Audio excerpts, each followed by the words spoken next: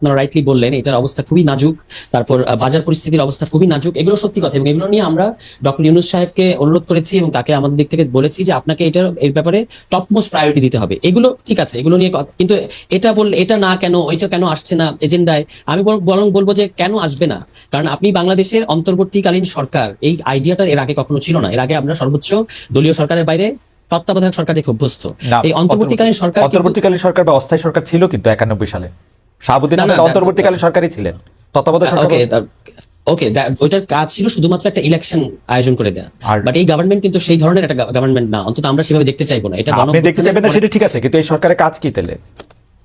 এই সরকারের কাজ হচ্ছে প্রথমত সংস্কার করা, মানে যে কারণে বাংলাদেশে বারবার এই ধরনের আমরা আটকে যাই, স্বৈরাচারের মুখোমুখি করি। কে দিছে এই সরকারের কাজ?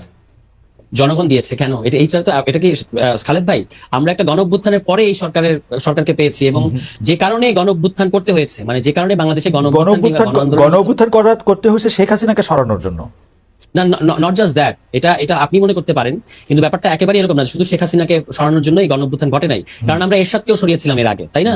মানে এরশাদকে আপনি এক দফা এক দাবি, এরশাদ তুই কবে যাবি, তো এবারও কিন্তু তাহলে আপনি 34 বছর পরে আবার কেন একটা স্বৈর শাসকের কিংবা ফ্যাসিস্ট শাসকের বিরুদ্ধে আপনাকে দাঁড়াতে হলো কেন? এটা দাঁড়াতে হয়েছে তার কারণ হচ্ছে বাংলাদেশে সরকার পরিবর্তন হয় নির্বাচনের মধ্য দিয়ে, সরকার যদিও 2008 সালের পরে নির্বাচন হয় নাই, কিন্তু বাংলাদেশের স্বৈরতন্ত্রটা থেকে যাচ্ছে সিস্টেম আকারে।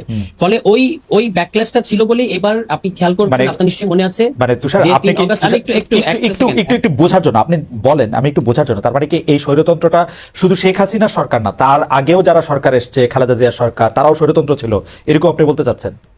মানে বাংলাদেশে স্টেট আর সরকার দুটোকে আমরা যদি একটু আলাদা করি তাহলে ভালো হবে, যে আমাদের স্টেট কাঠামোর মধ্যে একটা স্বৈরতন্ত্রের বীজ আছে, তারপর সেটা কম বেশি ধরা যাক এর আগেও অনেক অটোক্রেটিক সিদ্ধান্ত, অনেক অটোক্রেটিক কাজ অন্যান্য গভর্নমেন্টও করেছে, কিন্তু অ্যাজ এ হোল তাদেরকে পাইকারি দরে হয়তো সেই সরকারকে স্বৈরাচার বলা যাবে না, কিন্তু স্টেট কাঠামোর মধ্যে, সংবিধানের মধ্যে রয়ে গেছে। কিন্তু শেখ হাসিনার সরকার এটাকে একটা ফ্যাসিজমে টার্ন করতে পেরেছে বিশেষত দুটো কারণে। একটা কারণ হচ্ছে যে সংবিধান যেভাবে একচেটিয়া ক্ষমতা, এটা আরেকটা হচ্ছে তার আওয়ামী লীগের কালচারাল এবং ন্যারেটিভের যে শক্তি, এই দুটো মিলে এখানে একটা ফ্যাসিজম তৈরি হয়েছে।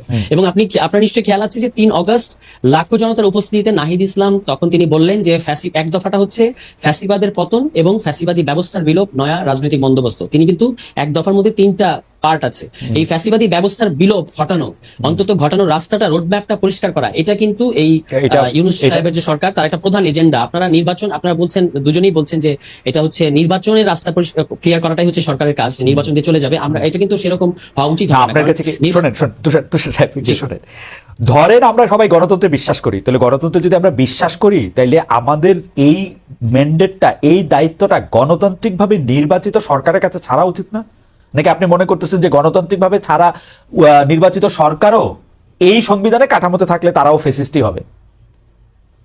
সরি, প্রশ্নটা আরেকটু শেষ। আপনার কাছে কি মনে হয়, ডক্টর ইউনূসের নেতৃত্বে যারা সরকার এসেছেন তারা নির্বাচিত সরকার না, তারা গণঅভ্যুত্থান পরবর্তী একটা সময় অন্তর্বর্তীকালীন জন্য দায়িত্বে এসেছেন? আপনার কাছে কি মনে হয় না যে আমরা যে কোনো সংস্কারই করি না কেন, সেই সংস্কারটা করার জন্য আমাদের নির্বাচিত জনপ্রতিনিধি, যেহেতু সংবিধান অনুযায়ী জনগণ হচ্ছে সকল ক্ষমতার মালিক, তো জনগণকেই এই দায়িত্ব নেওয়া উচিত না? এবং জনগণ যাদেরকে রিপ্রেজেন্ট করবে আর কি, জনগণকে যাদেরকে নির্বাচিত করবে, মানে জনগণের রিপ্রেজেন্টেশন যাচাই করার একটা পদ্ধতি নির্বাচন, কিন্তু একমাত্র পদ্ধতি নির্বাচন, মানে এটা এখানে নাবিন আপা আছেন, উনি তো আচ্ছা, আমরা নাবিন আপাকে একটু জিজ্ঞেস করি। আপা আপনার কাছে, আচ্ছা আপনি শেষ করেন। হ্যাঁ, আপনি শেষ করেন। আমার এই লাইনটা শেষ না করলে, মানে আপনার সাথে অন্তত এই প্রশ্নে আমি এখানে দ্বিমত করছি যে আপনারা যেভাবে বলছেন যে শুধুমাত্র গণতান্ত্রিক, আপনারা